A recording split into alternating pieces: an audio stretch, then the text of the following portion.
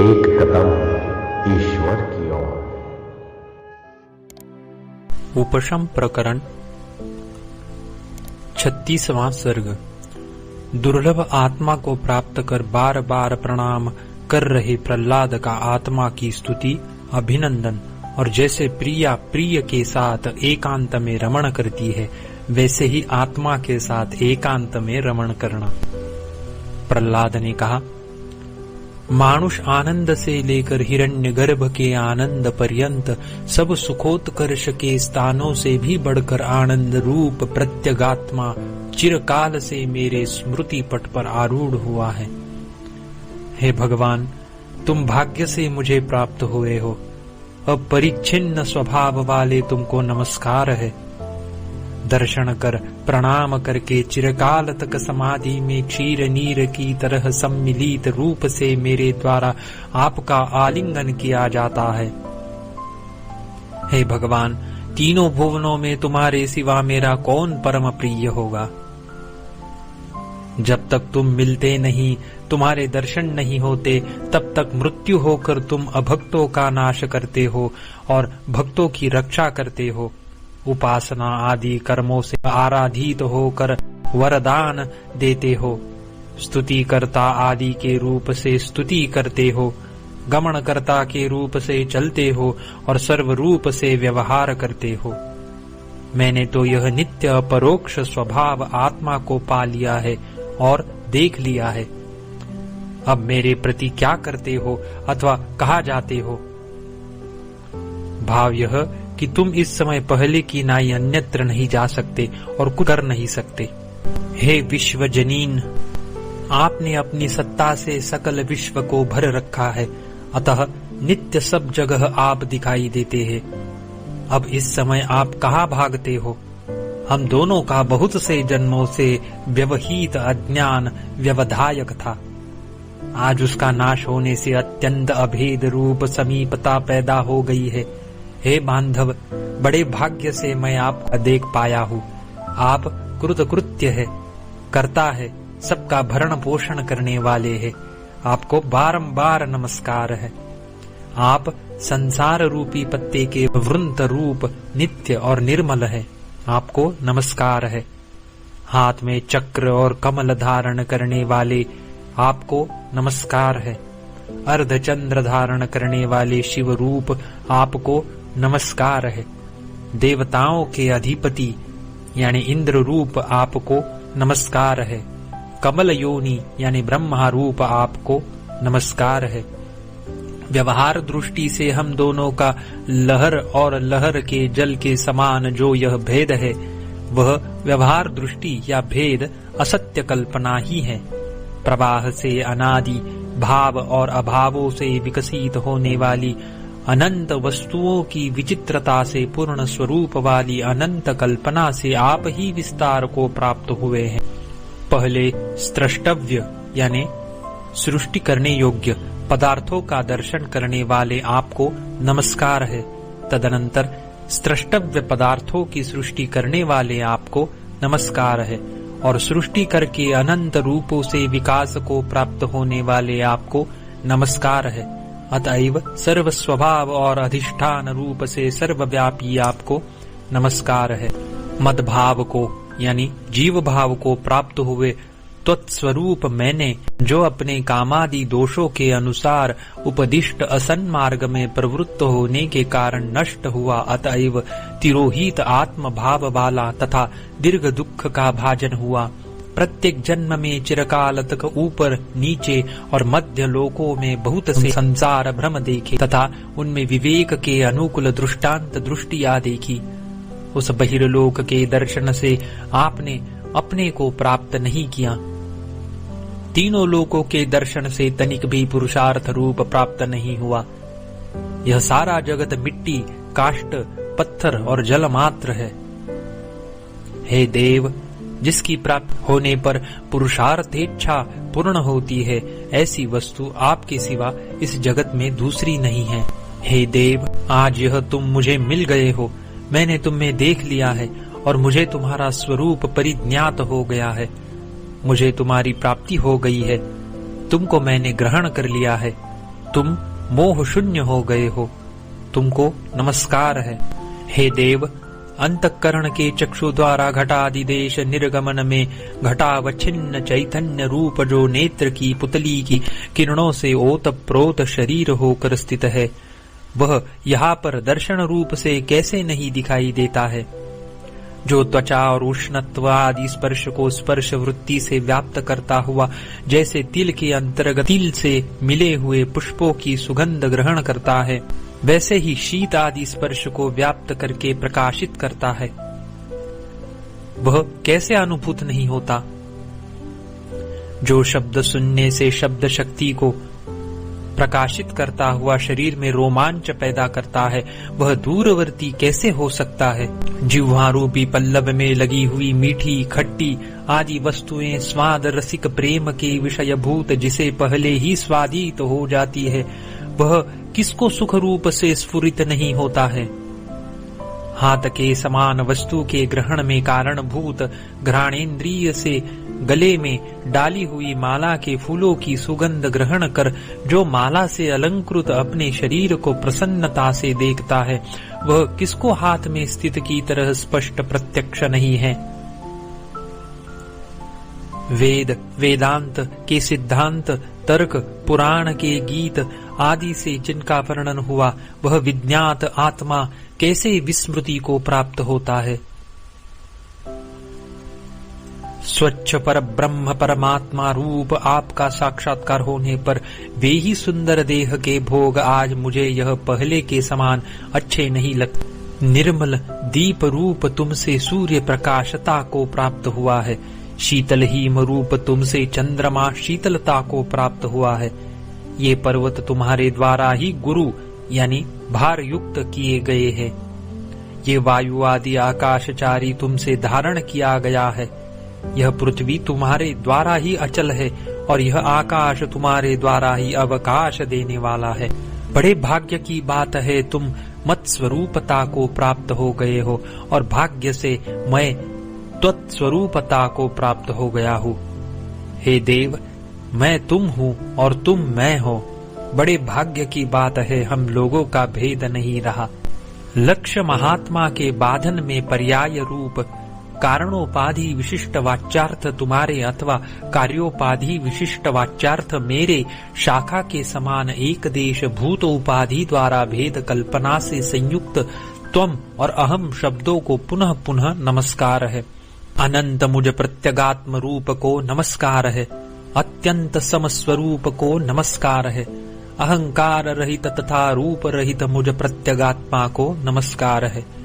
सम, निर्मल, निराकार, साक्षीभूत, दिशा, काल आदि से अनवच्छिन्न स्वात्म रूप मुझ प्रत्यक स्वभाव में ही आप रहते हैं, कभी भी पराक स्वभाव में नहीं रहते। आपसे प्रेरित मन क्षोभ को प्राप्त होता है। आपकी प्रेरणा से चक्षु आदि इंद्रियों की वृत्तियां स्फुरित होती है। प्राण और अपान में प्रवाहित होने वाली प्रचुर शक्ति उल्लास को प्राप्त होती है। आशा रूपी रस्सी से खींचे गए चर्म, मांस और हड्डियों से व्याप्त मन रूपी सारथी से युक्त शरीर रूपी यंत्र आपसे प्रेरित होकर चलते हैं। यह न मैं चित देह ही हूँ, न तो मैं कोई प्राण आदि शक्ति हूँ और न देह में स्थित अहंकार आदि ही हूँ। देह अपनी इच्छा अनुसार चाहे गिरे चाहे उदित हो, उससे मेरा कुछ भी प्रयोजन नहीं है। मैं चिरकाल से मैं हुआ हूँ। चिरकाल से मुझे मेरा स्वरूप लाभ हुआ है। जैसे प्रलय के अंत में प्रलयाग्नि में शांति होती है, वैसे ही चिरकाल से ब्रह्म शांति को प्राप्त होता है। चिरकाल से संसार में भ्रमणशील होने के कारण इतने काल तक दीर्घ संसार मार्ग में थका हुआ मैं इस समय जैसे प्रलय के अंत में प्रलयाग्नि श्रांत होकर विश्राम को प्राप्त होती है, वैसे ही विश्राम को प्राप्त हुआ हूँ। सबसे परे सर्वरूप त्वत्स्वरूप मुझको नमस्कार है। जो गुरु अथवा वेदांत तुमको मद्रूप कहते हैं, उनको भी नमस्कार है। जिससे अनंत भोग प्रकाश्य है, फिर भी जो प्रकाश्यों की दोष वृत्तियों से स्पृष्ट नहीं है और जिसमें अभिनिवेश नहीं है, यानी जो उदासीन है। ऐसी परमात्मा की साक्षिता सर्वोत्कृष्ट रूप से विद्यमान है। हे आत्मन, फूलों में सुगंध की तरह, धोकनी में वायु की तरह तथा तिलों में तेल की तरह इस शरीर में सब जगह आप ही सार रूप है। निरहंकार रूप होते हुए आप दुष्टों का नाश करते हैं, सज्जनों की रक्षा करते हैं, भक्तों को वरदान देते हैं, गर्जते हैं और व्यवहार करते हैं। यह आपकी मायावत्ता बड़ी विचित्र है। सृष्टि के समय में चिदात्म रूप आपसे बाहर भीतर पदार्थों के प्रकाश द्वारा प्रदीप्त हुआ मैं जीव रूप से प्रवेश कर नाम रूपात्मक संपूर्ण जगत को रचता हुआ तुम्हारे ही स्वरूप से वशीभूत वस्तुतः रच करके पालता हूँ।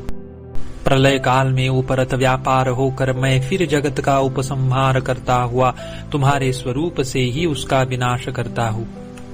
जैसे वट के बीज के अंदर वटता पहले थी, है और होगी, वैसे ही परमाणु रूप के अंदर यह संसार मंडल था, है और होगा।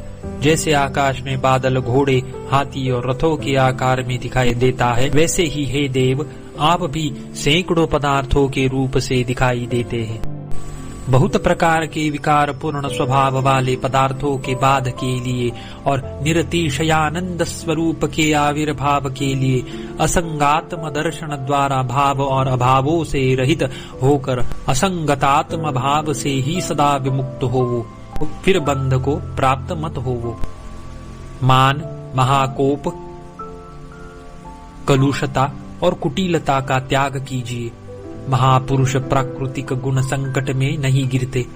मैं कौन हूँ, क्या हो गया, ऐसा विचार कर मोतियों के कणों के समान सफेद हंसी हंसते हुए अपनी पूर्व जन्मों की दीर्घ दुरात्मा दशा का बार बार स्मरण करके उसका त्याग कर दीजिए। वे कार्य बीत चुके, वे बुरे दिन चले गए जिनमें आप चिंता रूप अग्नि की अनेक ज्वाला से आक्रांत हुए थे। आप देह रूपी नगर में विफल मनोरथ वाले राजा के समान स्थित है। जैसे आकाश मुष्टियों से नहीं पकड़ा जाता, वैसे ही आप दुखों से गृहित नहीं होते। आप जिन्होंने मन रूपी हाथी पर विजय प्राप्त कर ली है, आज इंद्रिय रूपी दुष्ट घोड़ों को जीतकर भोग रूपी शत्रु को चारों ओर से चूर्ण विचूर्ण कर साम्राज्य सिंहासन पर स्थित है। अपार आकाश के पथिक आप, जिनसे निरंतर जगत का उदय और अस्त होता है, नित्य बाहर और भीतर प्रकाश करने वाले सूर्य है। सूर्य भी अपार आकाश के पथिक है और नित्य उनका उदय और अस्त होता है तथा वह प्रकाशक भी है। हे विभो, आप सर्वदा सुप्त हो। जैसे कामिनी द्वारा भोगालोकन लीला के लिए कामुक प्रबोधित होता है, वैसे ही भोक्ता का अदृष्ट शक्ति से भोगालोकन क्रीड़ा के लिए केवल उतने प्रबोध को आप प्राप्त होते ही पूर्णात्म रूप से प्रबोध को प्राप्त नहीं होते। इंद्रिय वृत्ति रूपी मधुमक्खियों द्वारा दूर से अतीत तथा नेत्र रूपी झरोखे पर बैठी हुई चित शक्ति से स्वीकृत उपाधि रूप शहद आपके द्वारा पिया जाता है। प्राण और अपान के निरोध में तत्पर योगियों द्वारा ब्रह्म प्राप्ति का स्थान होने के कारण ब्रह्म पूर्ण रूप देह में प्रतिक्षण अभ्यस्त हृदय में एकत्र प्राणों को निकाल कर परकाय प्रवेश, अन्य स्थान में संचार आदि के अनुकूल विविध नाड़ी मार्गों में गमनागमन द्वारा अन्य ब्रह्मांड में जाने के लिए अथवा अर्चिरादि मार्गों से सूर्य मंडल में जाने के लिए ब्रह्मरंध्र के संबंधी सुषुम्ना आदि मार्ग के पूर्व स्वयं ज्योति आपके द्वारा देखे जाते हैं। इस श्रुति के अनुसार यद्यपि सब लोगों के मरण में नाड़ी के द्वार का प्रकार आत्म ज्योति के अधीन ही है, तथापि अयोगियों में पीड़ा परवशता आदि द्वारा उसकी अवधान शक्ति न रहने के कारण और योगियों के मरण समय में या अभ्यास काल में सावधान रहने के कारण वे ही कहे गए हैं। आप देह रूपी फूल में सुगंध है, देह रूपी चंद्र में परमार्थ सत्यभूत अमृत है, देह रूपी शाखा में रागादि रूपी पल्लवों की उत्पत्ति में निमित्त भूत रस है और देह रूपी हिम में शीतलता है। सब प्राणियों के शरीर में गर्भ का निमित्त भूत जो स्नेह है, वह शरीर रूप दूध के घी के सदृश सारभूत आप ही है। जैसे काष्ठ में अग्नि स्थित रहती है, वैसे ही देह के अंदर आप स्थित है। आप ही सर्वोत्तम स्वाद है, यानी अति मधुर अमृत स्वरूप है। सूर्यादि ज्योतियों के भी प्रकाश निमित्त आप ही हैं। पदार्थों के ज्ञाता तथा चक्षु आदि इंद्रियों के अवभासक आप ही हैं। आप सब वायुओं के स्पंद रूप है। मन रूपी हाथी के मद के तुल्य भ्रांति के निमित्त है। ज्ञान रूपी अग्नि शिखा के प्रकाश निमित्त और उष्णता निमित्त है। यह आत्मीय वाणी भी आपके उपसंहार से ही मरण, मूर्छा और स्वप्न में दीपक के समान लीन हो जाती है, फिर देहांतर में कहीं से उदित हो जाती है। जैसे सुवर्ण में कड़ा, बाजूबंद आदि आभूषण आविर्भूत होते हैं, वैसे ही संसार में स्थित पदार्थ राशियां आप में ही उदित होती हैं। आप ही क्रीड़ा के लिए स्वयं अपने से अपनी आप, यह, तुम, मैं आदि शब्दों से स्तुति करते हैं और कहते हैं, यानी आप ही अपने में त्वम, अहम आदि शब्दों से व्यवहार करते हैं। आपसे अन्य कोई नहीं है। जैसे मंद वायु से हिलाया जा रहा मेघ हाथी, घोड़े, मनुष्य आदि आकारों से दिखाई देता है, वैसे ही आप विविध जीवों के आकारों से दिखाई देते हैं। जैसे अग्नियों में ज्वाला हाथी और घोड़े के आकार से शोभित होती है, वैसे ही पृथ्वी में विविध सृष्टियों में आप अपने से अभिन्न जीवों के आकार में दिखाई देते हैं। आप ब्रह्मांड रूपी मोतियों के अविच्छिन्न दीर्घ तंतु और भूत रूप धान्यों के चैतन्य रूपी रसायन से सींचे हुए क्षेत्र हैं। अनभिव्यक्त अतएव असत्य प्राय विद्या रूप बीज के अंदर स्थित स्रष्टव्य पदार्थों का वह प्रसिद्ध स्वरूप आप से सृष्टि द्वारा ऐसे प्रकाशित किया जाता है, जैसे कि पकने से मांसों की आस्वादन के योग्य स्वादुता प्राप्त होती है। जैसे कि अंधे के लिए वनिता की विद्यमान रूप लावण्य सत्ता भी विद्यमान नहीं रहती, वैसे ही आपके स्थित न होने पर विद्यमान भी वस्तु शोभा स्थित नहीं रहती। जैसे दर्पण आदि में प्रतिबिंबित अपने मुख का सौंदर्य कांताओं के चुंबन आदि अर्थ क्रिया प्रयुक्त तृप्ति के लिए पर्याप्त नहीं होता, वैसे ही वस्तुभूत आपसे रहित विद्यमान भी पदार्थ अर्थ क्रिया के लिए समर्थ नहीं होता। जैसे अंधेरी रात में सूर्य के बिना वृक्ष पर्वत आदि की ऊंचाई विद्यमान होती हुई भी भान न होने के कारण असत प्राय रहती है, वैसे ही आपके बिना काष्ठ लोष्ट के तुल्य यह शरीर पृथ्वी पर पड़ा रहता है। जैसे सूर्य प्रकाश को पाकर अंधकार नष्ट हो जाता है, अथवा जैसे सूर्य के तेज को पाकर हिम नष्ट हो जाता है, वैसे ही आपको प्राप्त कर यह सुख दुख क्रम नष्ट हो जाता है। जैसे प्रातः काल में सूर्य के आलोकन से शुक्ल आदि वर्ण स्थिति को प्राप्त होते हैं, वैसे ही आपके आलोकन से ही ये सुख आदि स्थिति को प्राप्त होते हैं। चूंकि आपके आलोकन से ही उत्पन्न हुए वे सुख आदि चरम साक्षात्कार से दीप्त हुए आपके संबंध समय में ही नष्ट हो जाते हैं, परंतु आपके द्वारा देखे गए ही वे दूर होते हैं, अन्य उपाय से नहीं। दीपक के अभाव में स्फुटता को प्राप्त हुई अंधकार की अंधकारता दीपक के प्रकाश के संबंध के समय अपने धर्मी से वियुक्त होकर नष्ट हो जाती है। उसका धर्म तो सन्मात्र स्वभाव है जो नष्ट नहीं होता। हे देव, इस समय इस प्रकार सुख दुख निर्दोष आपको देखकर ही उन्नत होते हैं। पूर्वोक्त रीति से उत्पन्न होते ही बीज भाव के साथ नष्ट हो जाते हैं। जैसे निमेष लाखवें हिस्से के रूप से प्रसिद्ध अति सूक्ष्म काल कला स्वतः ही नष्ट हो जाती है, वैसे ही सुख दुख भी विषयों के हटने के कारण स्वतः भंगुर होने से इस नित्य निरतिशय आनंद प्रकाश रूप आत्मा में क्षण भर भी रह नहीं सकते। इसी प्रकार अति सूक्ष्म काल होने के कारण न दिखाई देने वाली और गंधर्व नगरी के समान मिथ्याभूत भी सुख दुखादि की भावना अज्ञात आपके प्रसाद से सत्य सी प्रतीत होती है, किंतु आपका साक्षात्कार होने पर विलीन हो जाती है।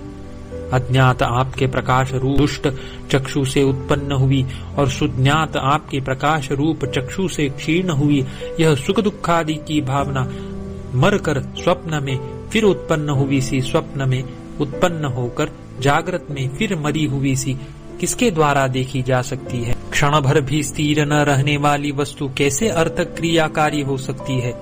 कमल बुद्धि से कल्पित आकार वाले तरंगों से माला कैसे देखी जाती है? जब उत्पन्न होते ही नष्ट हुई वस्तु अर्थ क्रिया करेगी तो यह लोक बिजलियों से माला बनाकर आनंद करेगा। भाव यह है कि बौद्ध लोग भी क्षणिक पदार्थों से प्रामाणिक अर्थ क्रिया सिद्ध नहीं कर सकते। उक्त रीति से अत्यंत दुर्घट भी सुख दुख आदि संपत्ति को सुख दुख आदि की दुर्घटता जानने वाले विवेकी जनों के हृदय में स्थित हुए आप ग्रहण करते हैं, किंतु समस्थिति का त्याग नहीं करते। यही अविवेकियों से विवेकियों में अंतर है। हे सहजात मन, अविवेकियों में आकस्मिक विविध वासनाओं के उदय से आप जो हो, हे अनंत रूपों और नामों के आस्पद, उनके स्वरूप कथन में मेरी वाणी समर्थ नहीं है। चेष्टा रहित, निरवयव, निरहंकार, मूर्त स्थूल देहोपाधि वाले अथवा अमूर्त सूक्ष्म देहोपाधि वाले आपने कर्तुता का स्वीकार किया है। हे ब्रह्मांड आदि अति विस्तृत आकार वाले, आपकी जय हो। हे शांति परायण, आपकी जय हो। हे भगवान, आप सब प्रमाणों से परे है, आपकी जय हो। हे भगवान, आप सब प्रमाणों से वेद्य है, आपकी जय हो। हे जात यानी उत्पन्न हुए, आपकी जय हो। हे अजात यानी अजन्मा, आपकी जय हो। हे क्षत, हे अक्षत, आपकी जय हो। हे भाव, आपकी जय हो। हे अभाव, आपकी जय हो। हे जय, आपकी जय हो। हे अजेय, आपकी जय हो। मैं उल्लास को प्राप्त हो रहा हूँ, निर्वाण को प्राप्त हो रहा हूँ, स्थित हूँ, ज्ञात तत्व हूँ। अविद्यक रूप पर जय पाने के कारण मैं जयी हूँ। प्रारब्ध शेष के भी जय के लिए जी रहा हूँ। प्रत्यगात्म रूप मुझको नमस्कार है, ब्रह्म रूप तुम्हें नमस्कार है। मेरे दोष रहित आत्माराम राग रंजना से शून्य तत्व स्वभाव होने पर मेरा बंधन कहाँ, विपत्तियां कहाँ, संपत्तियां कहाँ और जन्म मरण कहाँ? अतः मैं शाश्वत सुख विश्रांति को प्राप्त होता हूँ। 36वां सर्ग समाप्त।